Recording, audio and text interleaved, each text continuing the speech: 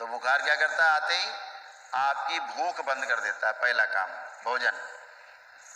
बुखार का काम क्या है, मन नहीं करता खाने का। पानी का भी टेस्ट बदल जाता है, पानी का भी टेस्ट आपको नहीं आता। लेकिन फिर आप कहते हो पत्नी से, माँ से, जरा कुछ चटपटा बनाओ क्योंकि स्वाद नहीं आ रहा है, कुछ जरा चटपट टाइप का हो जाए।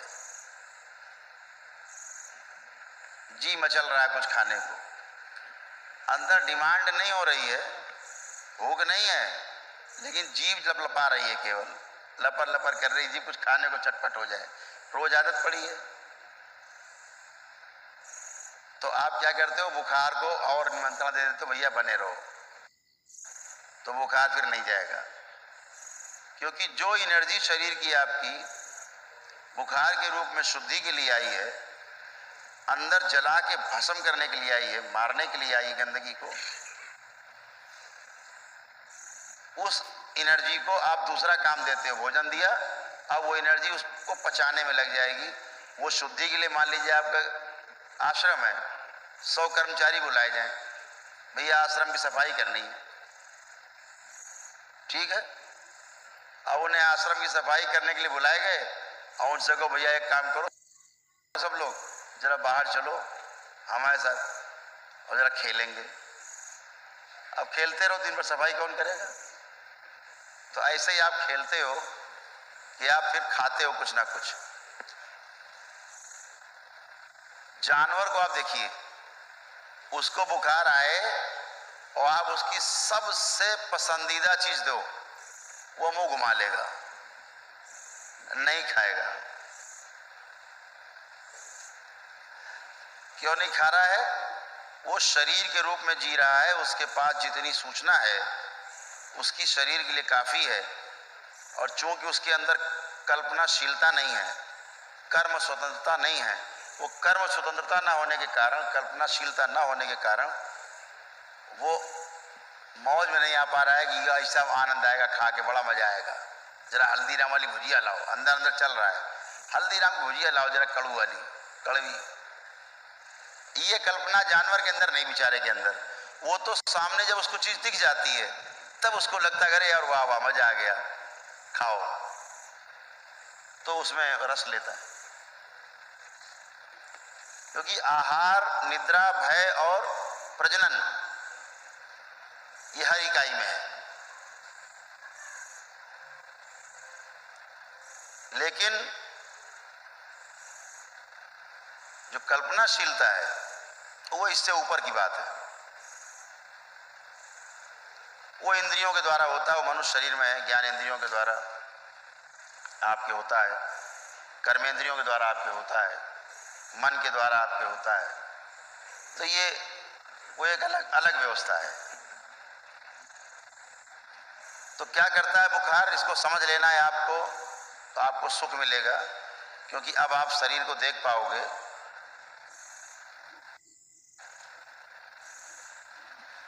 तो बुखार का काम क्या है, आपके शरीर का ताप, टेम्परेचर बढ़ा देता है। क्यों बढ़ाया टेम्परेचर, क्योंकि जो अंदर जो बैक्टीरिया है वो आपके शरीर के तापमान में रहने का आदी है।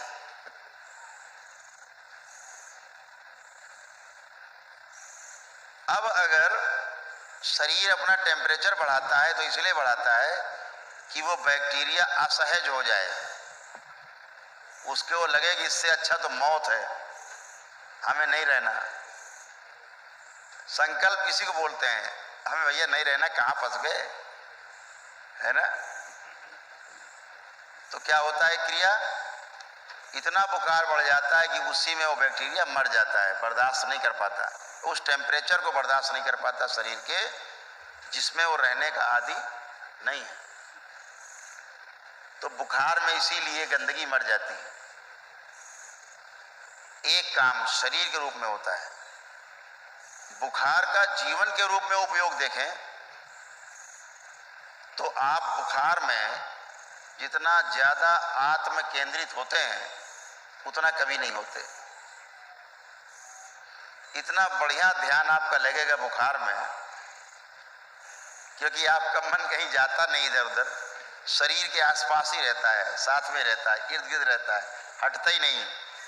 बड़े कष्ट में, जितने कष्ट में आप हैं, प्रभु एक मौका देता है आपको ध्यान का, आप गहन ध्यान में जा सकते हो। ये दोनों रूप में बहुत महत्वपूर्ण है, शरीर के शुद्धि सफाई के रूप में भी और मन की भी शुद्धि सफाई के रूप में भी। यहाँ आप संयम से स्वास्थ्य तक की यात्रा कर सकते हैं, क्योंकि स्वास्थ्य करने की जो यात्रा है उसका जो वाहन है वो संयम है। अगर आप में संयम नहीं है तो आप कभी भी स्वास्थ्य तक की यात्रा नहीं कर सकते, स्वस्थ नहीं रह सकते। स्वस्थ रहने की पहली शर्त है संयम आपका अच्छे से हो, पूरा हो। हम क्या करते हैं, बुखार में कुछ खा पी लेते हैं, तो जो एनर्जी गंदगी निकालने काम में लगनी थी भोजन पचाने में लग जाती है, गंदगी ज्यों की त्यों पड़ी रहती है। दूसरा, आप क्या काम करते हो, टिकिया खा लेते हो, एकदम अप्राकृतिक कार्य, एकदम अप्राकृतिक कार्य। टैबलेट खाई आपने और बुखार को दबाने का प्रयास किया, बुखार बेचारा दब जाता है, कमजोर है, दब गया। ऐसा आप 10-20 बार जब करते हो तो शरीर जान जाता है कि इसमें रहने वाला जो मालिक है बहुत चालाक है, ये गंदगी साफ करने नहीं देगा। तो हर बार क्या होती है, आपने बुखार को दबा दिया तो अंदर की जो गंदगी बाहर निकलनी थी वो अंदर ही रह जाती है और वो दिन दूना रात चौगुना बढ़ती रहती है। बढ़ते बढ़ते क्या होगा, जब शरीर इस बात को समझ लेता है कि यह चालाक आदमी है तो फिर शरीर भी चालाकी करता है, फिर वो टाइफाइड बना देता है, फिर टाइफाइड होता है, फिर आप डॉक्टर ढूंढते हो, ये डॉक्टर वो डॉक्टर, डॉक्टर साहब बुखार नहीं जा रहा, 15 दिन हो गए, डॉक्टर साहब 2 महीनों से बुखार नहीं जा रहा है। ये बुखार जो नहीं जा रहा है आपने ही पैदा किया है, इसके क्रिएटर आप हो, इसके जनक आप हो। अच्छा चलिए, मान लीजिए आपने किसी तरह से जबरदस्ती टाइफाइड दबा लिया, ऐसा आपने 2-4 बार कर लिया, आपने मान लिया अरे भाई बड़ा अच्छा डॉक्टर था और हम जीत गए, टाइफाइड चला गया। टाइफाइड क्या है, आंतों का ज्वर है, आंत्र ज्वर बोला जाता है, इंटेस्टाइनल, हाँ वो फीवर है। आंतों में जो जमा हो गई गंदगी स्टोर हो गई, इसलिए बुखार है, आंतों का बुखार आ गया, सड़न पैदा हो गई। तो क्या होगा, वो सड़न आपके रक्त में मिलेगी, गंदगी, रक्त पूरे शरीर में गंदगी लेके घूमेगा, फिर किडनी छानेगी उसको, लीवर किडनी होते हुए फिर छनेगी और गंदगी आप में है ये फिर मिलेगी। यही शरीर बेचारा बिना मतलब का काम करता रहेगा। कैसे, जैसे कि आप झाड़ू लगाओ और यहाँ सारे पंखे चला दो और झाड़ू लगाते रहो जिंदगी भर, कूड़ा बाहर नहीं जाएगा, इसी में घूमता रहेगा। तो क्या किया आपने, अंदर के सारे पंखे चला रखे झाड़ू लगाते समय, अब वो बाहर नहीं जाएगा, अंदर ही रहेगा। क्यों, आप टिकिया खा रहे हो, टैबलेट। तो ऐसे बुखार बनते बनते कहाँ पहुंचे, टाइफाइड पहुंच गए। अभी आपको आगे की यात्रा करनी मेरे साथ, हम करा रहे हैं आपको यात्रा, पूरी यात्रा करो तो आपको समझ में आ जाएगा। ऐसे आपने 2-4 बार टाइफाइड दबा दिया,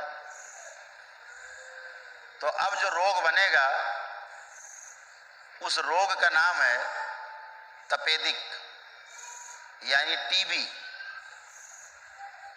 यानी फेफड़े आपके खराब होने शुरू होंगे, क्योंकि फेफड़ों को बहुत ज़्यादा काम करना पड़ रहा है, जिसके कारण बाय प्रोडक्ट के रूप में कफ इकट्ठा हो रहा है, पेट में कब्ज पैदा हो गया, बार बार बुखार दबाने के कारण, यानी गंदगी जो बाहर जानी चाहिए थी अंदर पड़ी तो कब्ज हो गया, कब्ज से बुखार बन गया, बुखार से आपको तमाम कफ पैदा हुआ जो ऊपर की ओर चढ़ेगा, आपके हृदय क्षेत्र में जो आपके फेफड़े हैं यहाँ पे कफ जमा होने लगा तो आपको टीबी हो जाएगी।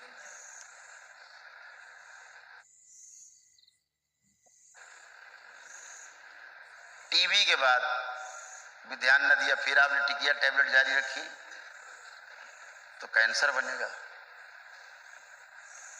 फिर यही कफ जो है मस्तिष्क की ओर यात्रा करता है और पूरा शरीर कफ से आप भर जाते हो, आपका शरीर आच्छादित कर लेता है। उससे क्या होगा, जीवन खतरे में पड़ जाता है, शरीर आपका खतरे में पड़ जाता है। तो जब भी बुखार आए तो आपकी पहली कोशिश अगर ये हो कि आपको एनीमा अगर उपलब्ध हो, एनीमा है ना, जैसे बच्चों के एनीमा लगाते हैं, कोई प्राकृतिक चिकित्सा केंद्र हो या एक पंप आता है छोटा सा, उसको रखना चाहिए। 25-50 रुपए का, 50 रुपए का मिलता है, 40-50 रुपए का। उसको एक सिरा पानी में रहता है, एक सिरा गुदा द्वार पे पंप कर लिया, 200-300 ml 400 ml पानी गुनगुना करके हल्का सा नमक डाल के और सब बाहर। कभी किसी को बुखार आ रहा हो, कैसा बुखार आ रहा हो, आप उसको दिन में 2-3 एनीमा लगवा दो, बुखार भाग जाएगा बगैर दवा के। अभी तो करौली सरकार के दरबार में एनीमा अपने आप ही लग जाता है, बुखार गायब हो जाता है। लेकिन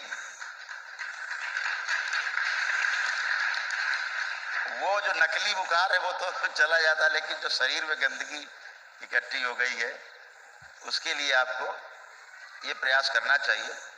जैसे एनीमा लगाते, आप कोई डॉक्टर एलोपैथी में आप कभी जाएं और बुखार हो, आप भर्ती हो, आप डॉक्टर से केवल अगर ये कह दो दिन में 2-4 बार कि डॉक्टर साहब एनीमा लगवा दो हमारे पेशेंट को, वो डॉक्टर झल्ला जाएगा आपके ऊपर। क्यों झल्लाएगा? उसे पता है बुखार चला जाएगा, और बुखार गया तो पेशेंट भाग गया। ये भी पता है, वो पता है आपको सलाइन क्यों लगती है यहाँ, वो सलाइन लगा देते हैं, वो टांग देते हैं बोतल और अंदर आपके ग्लूकोज जाता रहता है। क्यों लगाते पता है? ताकि भाग न जाओ। तो आप लगे तो आप पड़े हो और आपको भ्रम रहता है कि चिकित्सा हो रही है। वही क्या चिकित्सा हो रही है? हम आपको पानी पिला रहे हैं, कोई चिकित्सा है? कहीं पर उसका सदुपयोग है, ऐसा नहीं बेकार है लेकिन उसका दुरुपयोग खूब हो रहा है। सर्जरी के अपने सदुपयोग हैं, सर्जरी का अपना लाभ है।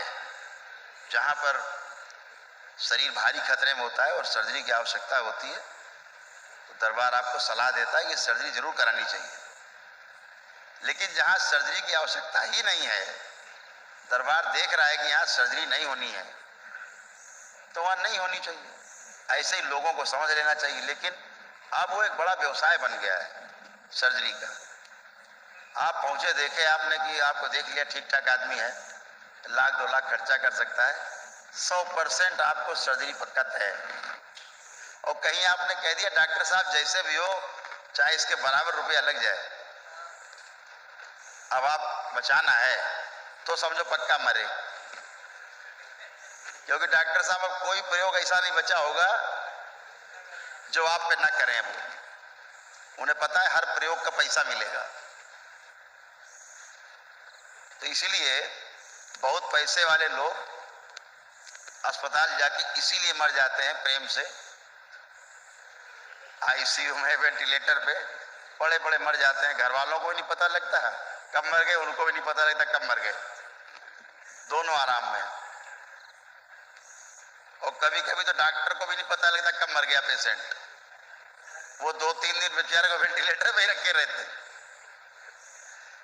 फिर नर्स बताती है डॉक्टर साहब लग रहा वो नहीं रहा। अच्छा, देखा उनका वाकई, जल्दी सूचना दो सबको। ऐसा भ्रम रहता है। तो ऐसे भ्रम पूर्वक नहीं जीना है हमें। हमारे जीने में और हमारे जिंदा रहने में फर्क करना है। जब हम जिंदा रहना चाहते हैं तो माता पिता उस रूप में हमें ज्ञान देते ही हैं, सूचना देते ही हैं, लेकिन जीना कैसे है ये गुरु दीक्षा के बाद तय होता है। तो आपसे छोटी छोटी बातें होती रहेंगी ताकि आप शरीर को भी समझें। शरीर में कुछ भी हो रहा है, आपने उसको एक नाम दे दिया रोग, लेकिन जब समग्रता में देखेंगे तो जिसे आप रोग कह रहे हो वो एक्चुअल में आपके शरीर की शुद्धि सफाई है। लेकिन बहुत ज्यादा गंदगी इकट्ठी हो गई है, जब वो निकलना शुरू होती है तो असाध्य रोग मान लिया जाता है। तो इतनी गंदगी हो गई है कि अब निकलना मुश्किल है, उतने शरीर की आयु नहीं बची। इतनी गंदगी निकलती रहे तो भी नहीं निकल पाएगी, तो असाध्य हो गया। तो रोगों को इस अर्थ में लेना है कि हमारे शरीर में कोई गड़बड़ी भोजन से हो रही है। जो भी शरीर आपका बना है ना, ये भोजन से ही बना है। यानी ये शरीर में कहीं चटनी आपके दिख रही है, हमें कहीं रायता दिख रहा है, कहीं सब्जी दिख रही है, कहीं रोटी दिख रही है, कहीं पिज्जा दिख रहा है, बर्गर दिख रहा है। इसी का जोड़ ये शरीर है, इससे ज्यादा कुछ नहीं। अब ये खाना बंद कर दो, सिकुड़ना शुरू हो जाएगा, ये कम होना चालू हो जाएगा। फिर जहाँ पिज्जा बर्गर रोटी दाल खाना शुरू कर, फिर फैल जाएगा। तो ये उसी का जोड़ घटाव, इससे ज्यादा कुछ नहीं है। बाकी ये मांस का पिंड है, एक लोथड़ा है, मांस का लोथड़ा है जिसको हम लेके घूम रहे हैं, हड्डी का पिंजड़ा है, इससे ज्यादा कुछ नहीं। मल मूत्र कफ वीर ये सारा भरा हुआ है गंद, इसके अलावा कुछ नहीं। इसी का जोड़ घटाव है।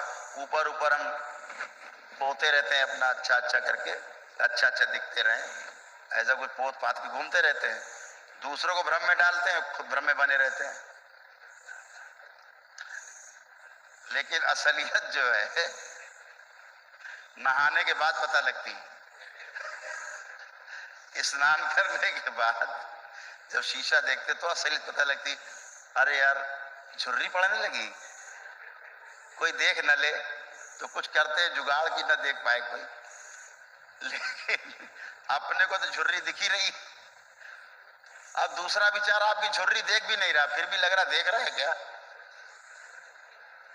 तो छुपाते हैं। बाल एक सफेद निकल आए, उसको काटते हैं कैंची से, कोई देख न ले कैंची। अरे भैया तुम्हारा कोई बाल वाल नहीं देख रहा है, आपके बाल पूरे भी सफेद हो तो आदमी आप क्या करोगे, उसको एक रूप के रूप में स्वीकार कर लोगे। ऐसा रूप है इसका। आपके बाल सफेद है कि काले हैं कि नीले हैं कि पीले हैं, आदमी क्या लेना देना। ये हम अपना स्वप्न में बनाए रहते हैं, अपना एक जगत बनाए रहते हैं अलग से, अपना एक हम नई दुनिया में जीते हैं। उस दुनिया में हम अपने नकली टाइप के बना करके रूप और घूमते रहते हैं कि कोई देख न ले। ऐसे बाल ऊंचे बना रहे हैं, एक बाल अरे ये दिख रहा है काट दो, कोई देखेगा। अरे कोई तुम्हारे मुँह छुछ नहीं देख रहा भाई, ठीक है। आदमी आपके साथ व्यवहार पूर्वक प्रेम पूर्वक जी के सुखी होता है और आप भी सुख महसूस करते हो। इतनी बात है। आपका मुझ का बाल सफेद हो चाहे काला हो, इससे कोई लेना देना नहीं है। जीने में इसका कोई लेना देना नहीं है। जीने के रूप में व्यवहार है। व्यवहार कैसा, तो समझदारी पूर्वक व्यवहार है, और इसको हम रोज अपने घर में करके देख सकते हैं।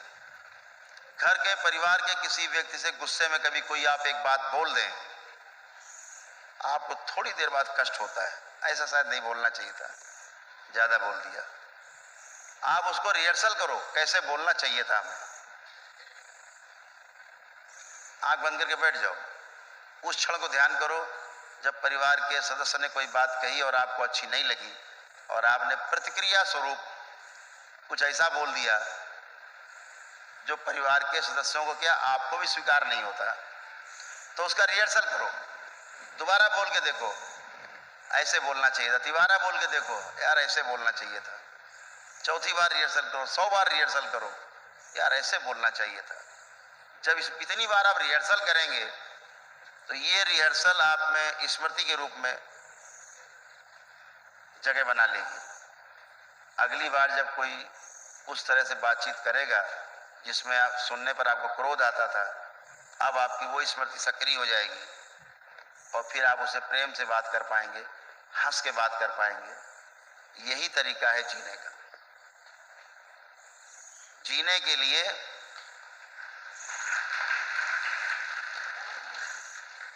के लिए रिहर्सल जरूरी है। और जो रिहर्सल कहते हैं ना कि 100 बार झूठ बोलो तो सच ऐसा लगने लगता है, तो आपने रिहर्सल किया, झूठे किया, लेकिन वो सच ऐसा बन जाता है, फिर आपका स्वभाव बन जाता है। जैसे कोई एक खराब बात सोचते सोचते डिप्रेशन में चला जाता है आदमी, ऐसे ही अच्छी बात सोचते सोचते आप एक आनंद के मार्ग पे अपने आप चलने लगते हैं।